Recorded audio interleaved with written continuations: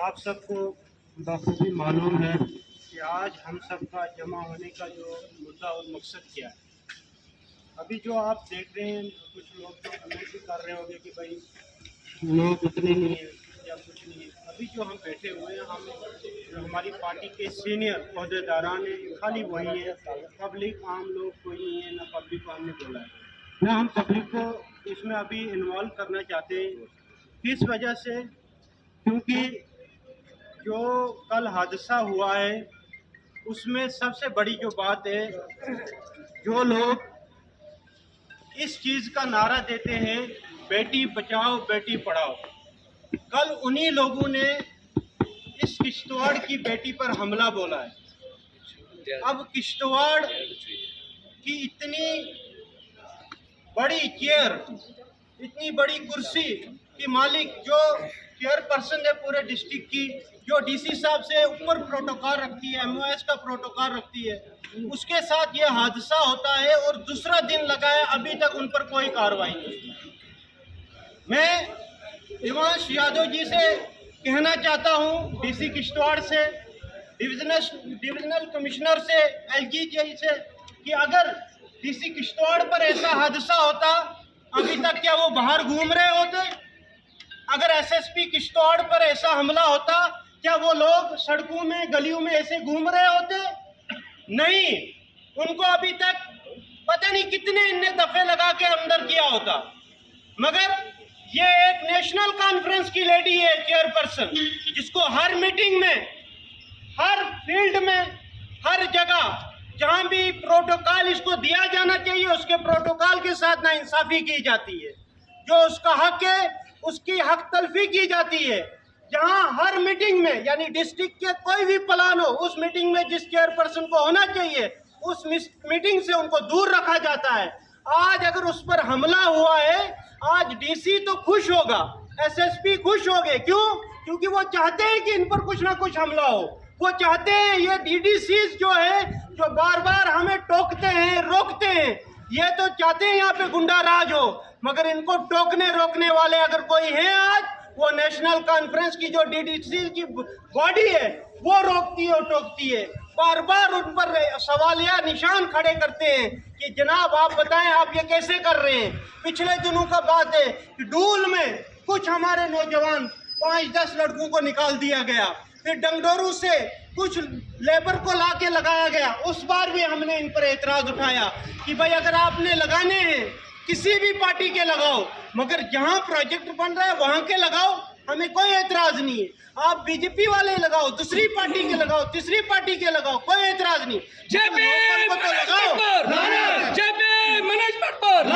अब इनने एक सिस्टम बनाया हुआ है सिफारिश के तौर पर। इनके कुछ लोग हैं, चाहे वो लेबर जो लगा रहे हैं उनसे क्या है, कुछ पैसा भी लिया जाता है और पैसे के जोर पर उनको कंपनीज में एडजस्ट किया जाता है। अभी तक आप देखें 3 से 4 साल हो गए, हमारे एनसी का कोई भी लीडर अभी तक किसी ने प्रोजेक्ट में इंटरफेयर नहीं किया। क्यों?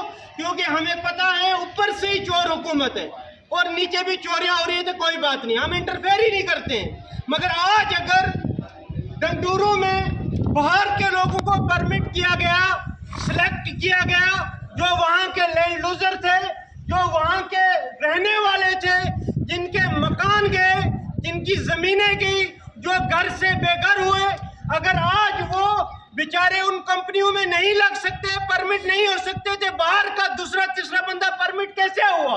ये बात करने हमारी चेयरपर्सन गई थी। उनने जब बात शुरू की, अगले लोगों को जब बात हजम नहीं हुई, कुछ लोगों ने वहां ऐसा बर्ताव किया, कहा कि इनको रोको, अंदर डंडे लाओ, इनको अंदर लाके पीटते हैं।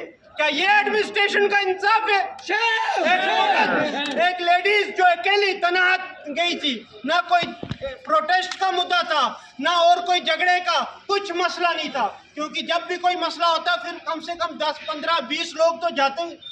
एक चेयरपर्सन और उसके साथ 3-4 वर्कर हमारे गए, उनने जाके वहां पे बात की, मगर एडमिनिस्ट्रेशन को तस की मस नहीं है कल से।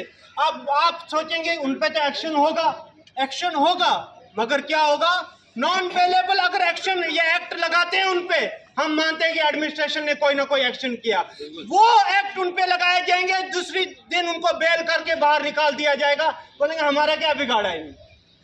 यह एडमिनिस्ट्रेशन की साजिश है। अगर डीसी साहब और एसएसपी साहब हमें यह यकीन दिलाना चाहते हैं कि वो आम जनता के साथ हैं, आम आवाम के साथ हैं, आम पब्लिक के साथ हैं, फिर वो इस पर एक्शन ले। क्यों खामोश बैठे, क्यों डर रहे हो आप लोग?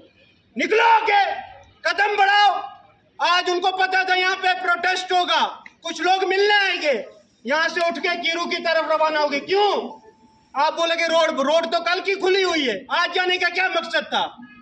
यही मकसद था ताकि इनको इग्नोर किया जाए, साइडलाइन किया जाए। हर जगह हमें साइडलाइन किया जाता है और आज भी यही किया गया। देखिए, हम पुरअमन लोग हैं, हम अमन पसंद लोग हैं, हम एहतजाज नहीं चाहते, हंगामा नहीं चाहते, शोर शराबा नहीं चाहते, इसलिए हम खामोशी से अमन परस्ती से बैठे।